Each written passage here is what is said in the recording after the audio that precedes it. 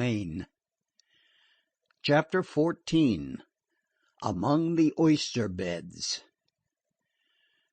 Time and the world slipped away, and both boys were aroused by the harsh voice of French Pete from the sleep into which they had fallen. "Get under way!" he was bawling. "Here, you, show! Cast off the gaskets, quick! Lively! You kids, the jib!" Joe was clumsy in the darkness, not knowing the names of things and the places where they were to be found, but he made fair progress, and when he had tossed the gaskets into the cockpit, was ordered forward to help hoist the mainsail. After that the anchor was hove in and the jib set. Then they coiled down the halyards and put everything in order before they returned aft. "Ver good, the Frenchman praised as Joe dropped in over the rail. "Splendid! You make ze good sailorman, I know for sure." 'Frisco Kid lifted the cover of one of the cockpit lockers and glanced questioningly at French Pete. "For sure," that mariner replied. "Put up the side lights." 'Frisco Kid took the red and green lanterns into the cabin to light them, and then went forward with Joe to hang them in the rigging. "They're not going to tackle it," 'Frisco Kid said in an undertone. "What?" Joe asked. "That big thing I was telling you was down here somewhere. It's so big, I guess, that French Pete's most afraid to go in for it. Red Nelson'd go in quick in a wink, but he don't know enough about it. Can't go in, you see, till Pete gives the word." "Where are we going now?" Joe questioned. "Don't know. Oyster beds, most likely, from the way we're heading." It was an uneventful trip. A breeze sprang up out of the night behind them and held steady for an hour or more. Then it dropped and became aimless and erratic, puffing gently first from one quarter, then another. French Pete remained at the tiller, while occasionally Joe or 'Frisco Kid took in or slacked off a sheet. Joe sat and marveled that the Frenchman should know where he was going. To Joe it seemed that they were lost in the impenetrable darkness which shrouded them. A high fog had rolled in from the Pacific, and though they were beneath, it came between them and the stars, depriving them of the little light from that source. But French Pete seemed to know instinctively the direction he should go, and once, in reply to a query from Joe, bragged of his ability to go by the feel of things. "I feel the tide, the wind, the speed," he explained. "Even do I feel the land. That I tell you for sure. How, I do not know. Only do I know that I feel the land, just like my arm grow long, miles and miles long, and I put my hand upon the land and feel it, and know that it is there." Joe looked incredulously at 'Frisco Kid. "That's right," he affirmed. "After you've been on the water a good while, you come to feel the land. And if your nose is any account, you can usually smell it." An hour or so later, Joe surmised from the Frenchman's actions that they were approaching their destination. He seemed on the alert, and was constantly peering into the darkness ahead, as though he expected to see something at any moment. Joe looked very hard, but saw only the darkness. "Try the stick, Kid," French Pete ordered. "I think it is about the time." 'Frisco Kid unlashed a long and slender pole from the top of the cabin, and standing on the narrow deck amidships, plunged one end of it into the water and drove it straight down. "About 15 feet," he said. "And the bottom?" "Mud," was the answer. "Wait one while, then we try some more." 5 minutes afterward the pole was plunged overside again. 2 fathoms, 'Frisco Kid answered. "Shells." French Pete rubbed his hands with satisfaction. "Very good, very well," he said. "I hit the ground every time. You can't fool the old man, I tell you that for sure." 'Frisco Kid continued operating the pole and announcing the results, to the mystification of Joe, who could not comprehend their intimate knowledge of the bottom of the bay. 10 feet, shells, 'Frisco Kid went on in a monotonous voice. 11 feet, shells. 14 feet, soft. 16 feet, mud. No bottom. "Aye, the channel," said French Pete at this. For a few minutes it was no bottom, then suddenly came 'Frisco Kid's cry, "8 feet, hard!" "That'll do," French Pete commanded. "Run forward, you, Joe, and let go the jib. You, Kid, get all ready the hook." Joe found the jib halyard and cast it off the pin, and as the canvas fluttered down, came in hand over hand on the downhaul. "Let her go," came the command, and the anchor dropped into the water, carrying but little chain after it. 'Frisco Kid threw over plenty of slack and made fast. Then they furled the sails, made things tidy, and went below and to bed. It was 6 o'clock when Joe awoke and went out into the cockpit to look about.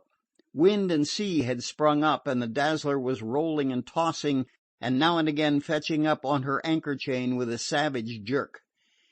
He was forced to hold on to the boom overhead to steady himself. It was a gray and leaden day, with no sign of the rising sun, while the sky was obscured by great masses of flying clouds.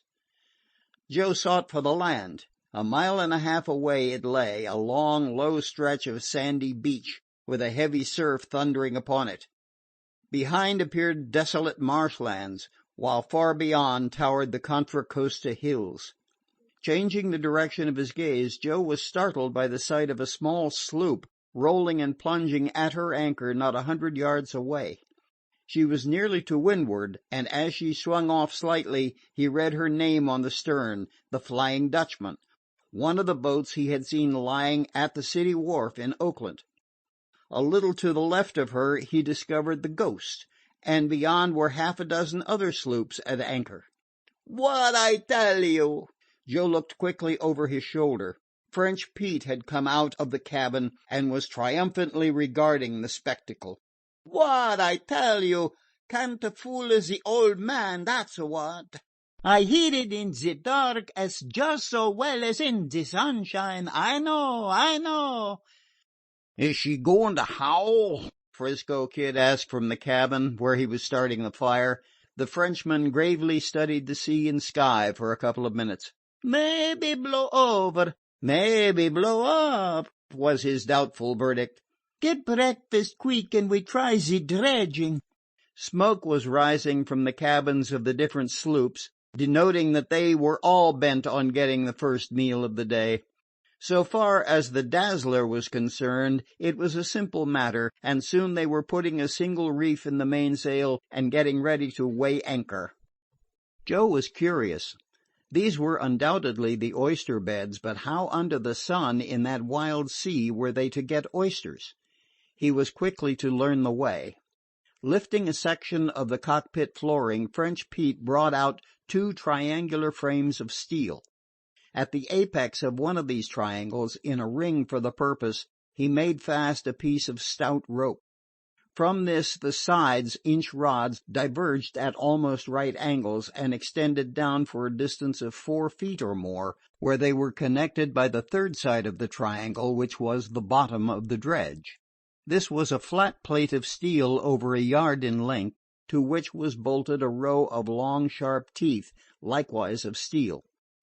Attached to the toothed plate and to the sides of the frame was a net of very coarse fishing twine, which Joe correctly surmised was there to catch the oysters raked loose by the teeth from the bottom of the bay.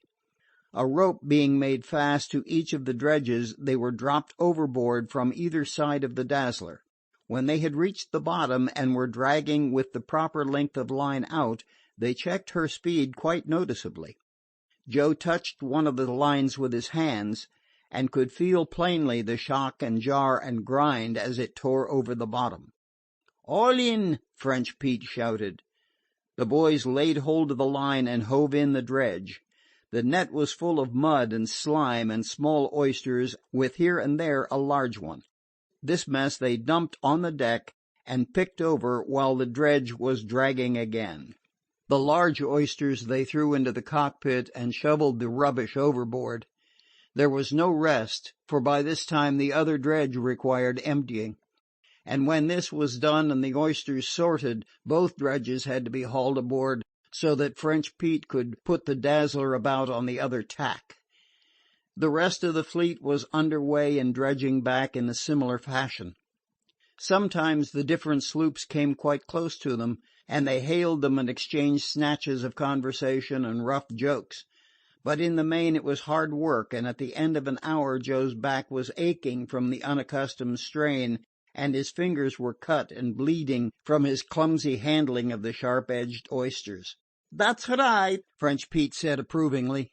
"You learned quick, but soon you know how." Joe grinned ruefully and wished it was dinner time. Now and then, when a light dredge was hauled, the boys managed to catch breath and say a couple of words. "That's Asparagus Island," 'Frisco said, indicating the shore. "At least that's what the fishermen and scow sailors call it. The people who live there call it Bay Farm Island." He pointed more to the right. "And over there is San Leandro. You can't see it, but it's there." "Ever been there?" Joe asked. 'Frisco Kid nodded his head and signed to him to help heave in the starboard dredge. "These are what they call the deserted beds," he said again. "Nobody owns them, so the oyster pirates come down and make a bluff at working them." "Why a bluff?" "'Cause they're pirates, that's why, and because there's more money in raiding the private beds." He made a sweeping gesture toward the east and southeast.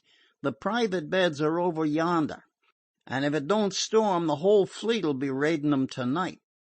"And if it does storm?" Joe asked. "Why, we won't raid them, and French Pete'll be mad, that's all. He always hates being put out by the weather.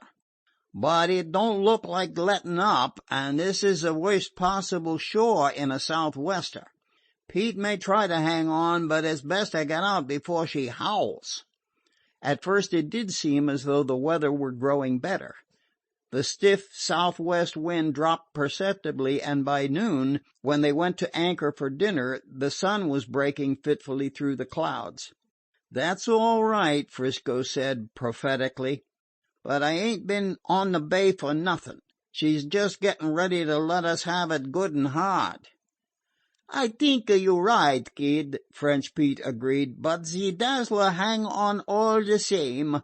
Last time she run away, and fine night come. This time she run not away. Ver good." End of chapter 14.